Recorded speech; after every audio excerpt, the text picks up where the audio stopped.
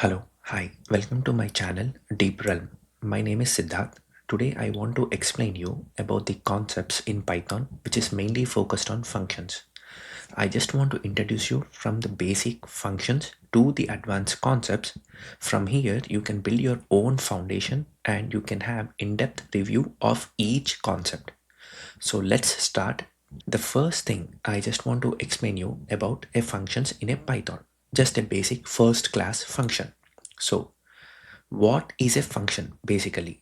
A function is contains a series of steps that you can execute it and you can use it wherever you want instead of rewriting the same piece of code again and again. So here in this first class functions, the first thing we need to know is functions in the Python are just treated as normal objects, meaning they can be assigned to the variables and passed as an arguments and retained some from other functions. Okay, so what is the purpose and why we have to use it, right? Because this allows a more flexibility in the programming, right? And also it enables functional programming techniques. Since you also know that the functions are an objects, they can be stored in a variables and passed around like a normal data. And this can be used in the high order functions. The one of the main reason is you can read the code properly. If your code is too large and complex, dividing into the small functions will help you to have a better code reusability. And this will be also helpful for understanding a basic functional programming techniques, right? For this, I have designed a sum of examples for each concept. Specifically for this first class functions, let's go see here what is the first example. The basic thing is how to assign a particular function variable.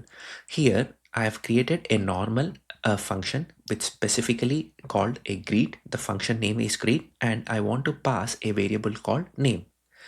And I am returning something out of this function here, and you see here I am returning hello and the name, and I have used f here which is a string interpolation. If you want to pass a specific variable inside a string, you can use a specific concept called an interpolation, string interpolation, and whatever the variable you want to pass inside the string, that has to be covered by this curly braces. Okay, for this what I'll try to do is I have other few examples also I have over here. Let me comment this all first. Okay, now if I see this is my first step, I try to have the all the comments written already so that it will be easy and it will be quick to explain the code. And if you see here, I want to assign this particular function to a variable. The first class function will enable me to assign this particular function to a variable. You can write any variable to specify that. I've just wrote greet underscore variable, and the greet here is a function. You see this highlighted one, right? And now I just want to print the function by passing an argument here. So you see here the greet has an argument called name and I am passing a string here, right? And here let's run this and see what is the output. And when you see the output here, from that it is hello comma Alice, and you see the name I have given here and passed as an argument here.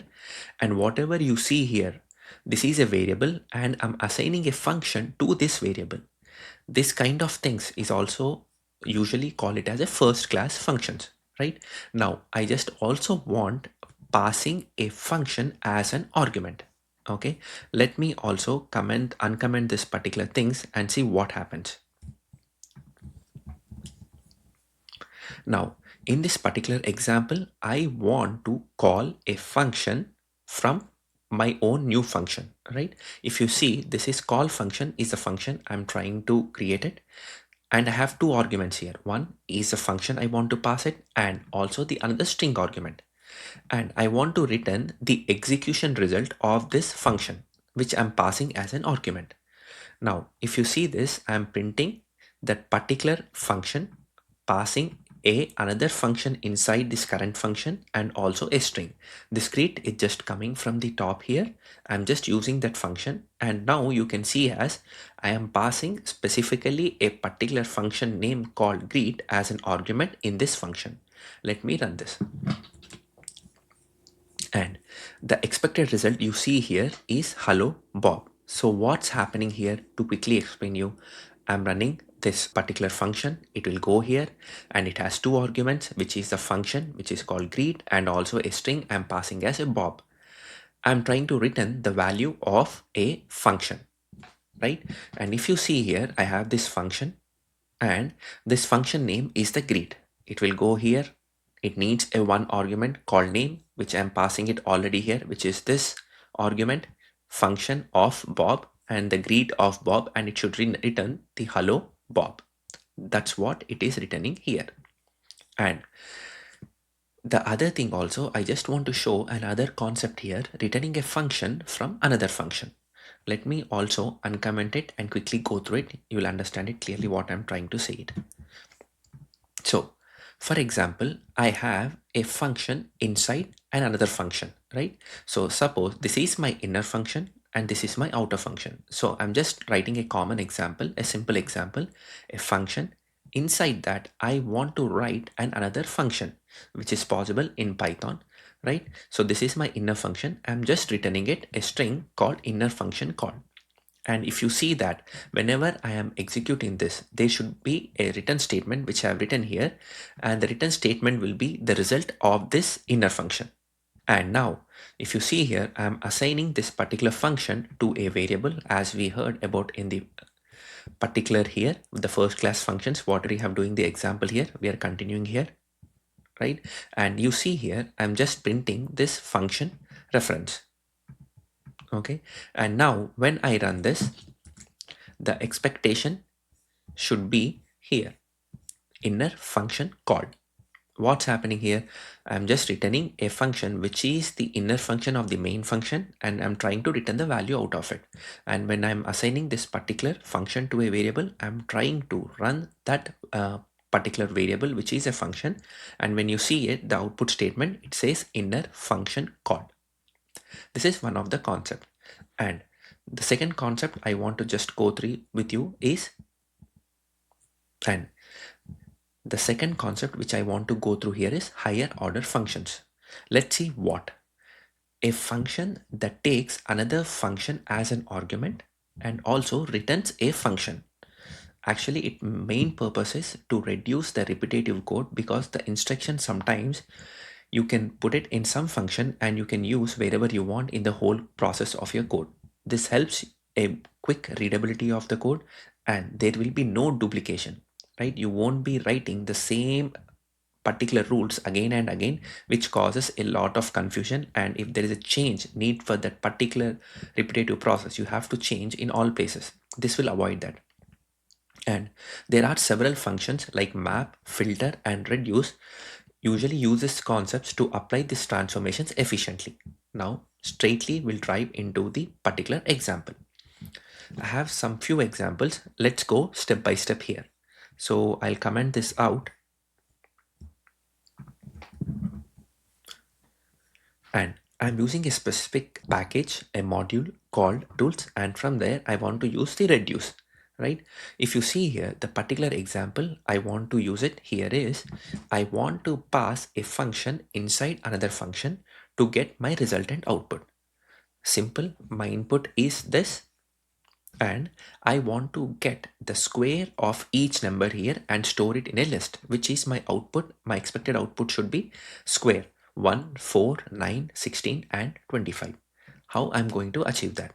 Here there is a simple concept called a lambda, right, where you can have a anonymous function here saying that what I want to do with an each value. For example, I want to square this particular number. So what I will do, just I have this x, and to square it I need to do the double multiplication and the number 2. This is my particular request, and this one I want to pass through the each element in this particular list. So I have assigned this to numbers. So what I'll do, I have this x multiply 2 comma numbers. This is my one part. Now there is a specifically method which is called a map. This map will help me to pass this particular function to all the elements inside these numbers. So left side is what operation I want to perform on what list. To combine this and to perform that I iterated, I just using a map. And once this result has been evaluated, I just want to store it in a list. And I'm trying to store it in a variable. Let me run this and see the example. And when you see it here, the particular thing, the result of this is it is squaring of each element in the particular list, which is in the numbers variable, right? The output, you have seen it like this. This is the first example. Now, I also want to have the another example passing this filter. Here, if you see, I'm using the same example, but the only thing I want to see it is I want to extract the element from the list where if it is divisible by 2, exactly divisible by 2. As I said, left side is my function, what I want to achieve, and the right side on what elements I want to achieve that. So this is the numbers which contains of 1, 2, 3, 4, 5, and there is a method called filter. What happens is it will only select if it is true, right? It goes to the each iterator 1, 2, 3, 4, 5. It will try to divide by 2. If it is 0, then it will have those elements. And it is as same as previous example. What I'm trying to do it is I'm just trying to put it in a list. And the output usually will expect it is divisible by 2, which is 2 and 4. And let me run this. And you see here 2 and 4.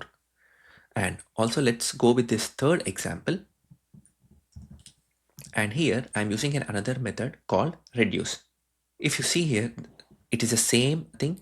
My input is 1, 2, 3, 4, 5. I want to multiply all these numbers to find out the resultant. 5 4s are 20, 23s are 60, 62s are 120, 120 into 1 is 120. This is what I want to perform, right? How I can do that? So if you see this, have this left side as a function and right side as a list where you want to perform this particular rules, right? Here, if you see, I have this x into y, the current element to the next element, x into y. And whenever I'm passing through this function, from each elements in the list, I'm trying to pass 2. If I have 1, 2, 3, 4, 5, I'm passing 1 and 2 together. Next, the result of 1 and 2 will store, I'm passing 3. And after that, 3 into 4, the result of it, and I'm passing to the next number, and so on. And I'm trying to store that result going through that each value or the element in the list. I'm getting this final output. Let's try to execute and see. This is 120. And these are some of the examples where you can understand the specific higher order functions. It is nothing but using a function as an argument and in this particular function. That's it, nothing much. And now the next example I want to specifically say about this lambda functions. Usually lambda functions are called an nameless functions, which is justly used for a basic one or single operation. And now when you have this small kind of function, the inline functions, and without any storing as a main function here, you can use this concept of anonymous functions and you can have that task completed using this.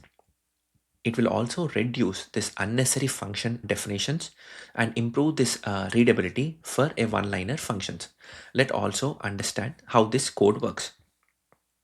I have an example where you see usually a regular function and an anonymous lambda equivalent function to have this better understandability.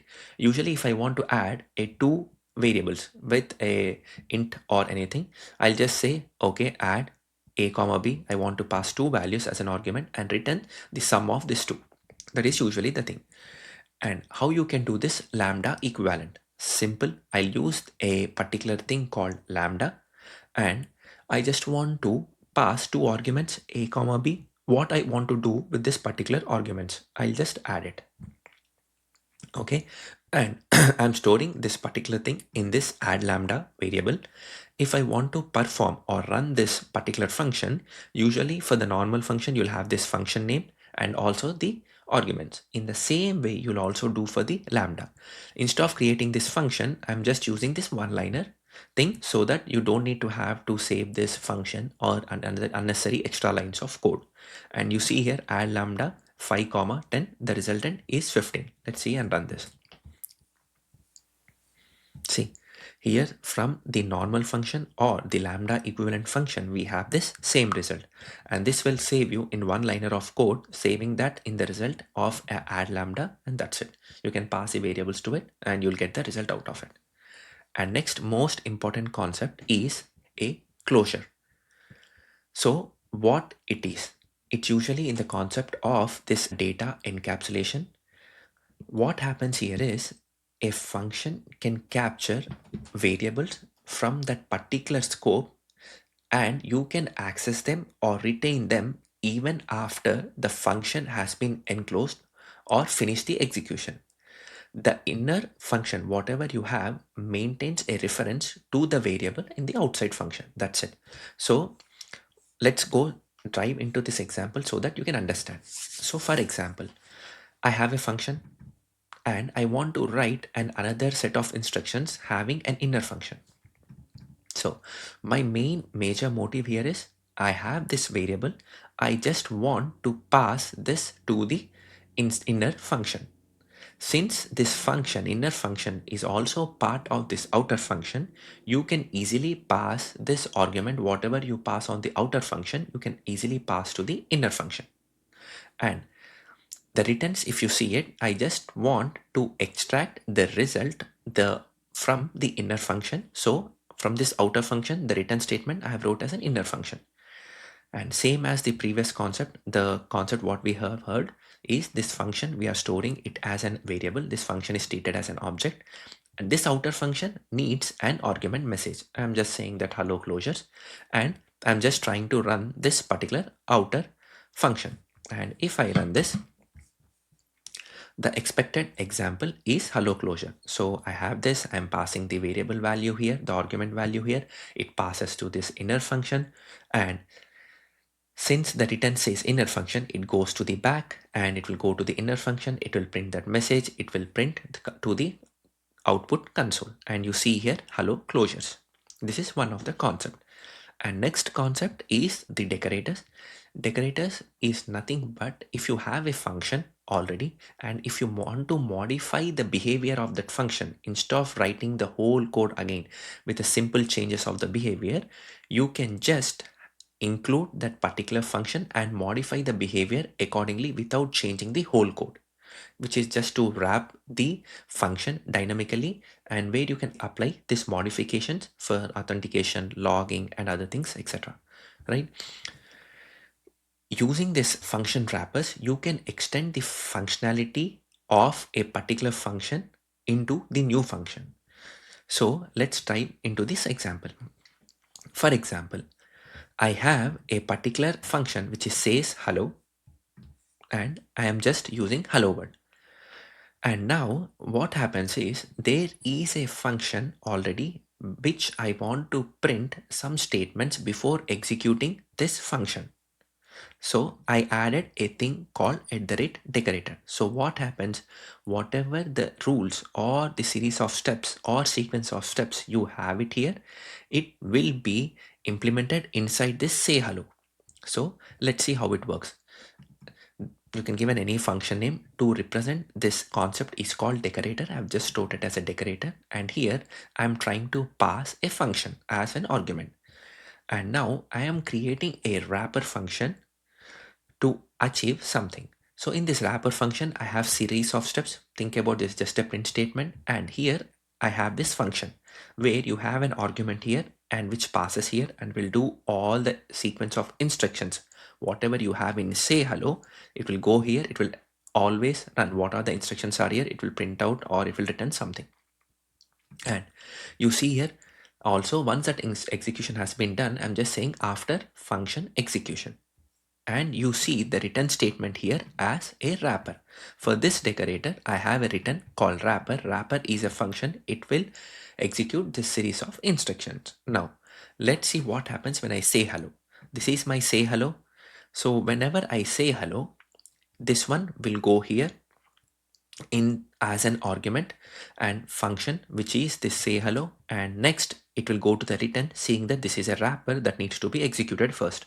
So what happens here, I'll go inside this wrapper, I'll just try to print this first line, then I'll execute my function, which is say hello, and after this function has been executed, I'll just print after function execution, and whatever the result it will print out, it will print out this console output. Let's run this and see. If you see this, the first thing is before function execution. Since you added this decorator here, it will go to the wrapper. It will have this first execution. Then it will execute this actual function, what is say hello. And then once this is done, it will print after function execution. That's how it works. It is a simple concept, but it is very effective while you have to inherit other function properties or the wrapper inside your new function, your own custom defined function. And next concept, I just want to have this about function currying. This is also one of the famous concept. So what it does is you can convert a function with multiple arguments into a sequence of single argument function. What is it that I mean specifically? So this, let's go to the example straightly so that you would easily understand it. For example, I want to multiply a two numbers. For that, what I'm trying to do, I have this particularly a outer function and inner function. Here, if you see from the outer function, I am only passing a one argument, and in the inner function, I have another argument. So if you see my multiply of 2, it is partially applying this particular function where I am passing this 2, and if you see this return, it is still has to execute the by. So the first step as a part of thing to the partially applied function, for this multiply, I'm just passing a single argument, and once you have stored in a variable, I'm just passing another argument which is 5.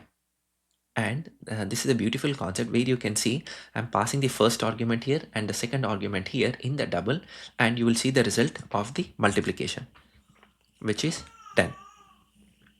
So it is very simple yet very effective. If you want to have a partially applied function as your sequence of steps progress, or you want to use a specific function retaining with this outer function the resultant. This is a from this outer function, and the other inner function you have been passing another argument called b. This is the concept. And there is also some other thing called a partial function. What happens here is, let me go to the example directly and then we can have this explanation. So if you see here, I have a function which I'm using a method called partial, and here if you see, I want to do the power of a particular value. So if you see here, I have a power with the two arguments base and the exponent. I just want to return base of power of this exponent value. If I want to just create a new function from this function, like a partial thing, if you see here, I have this power, I'm passing this function here, and I'm defaultly setting the value of exponent is equal to 2. Since you are setting already the exponent is equal to 2, you will have only one argument to be passed inside the square, which is the base. So what happens whenever you are using the square function, you can only pass as an one argument where the partial function of an argument is already been set. Whenever you are using the square function from now on, you will be only passing this one value instead of two arguments. Let's run this and should expect the value called 16. This is what it happens, and whatever we are expecting the output as 16, you see it here.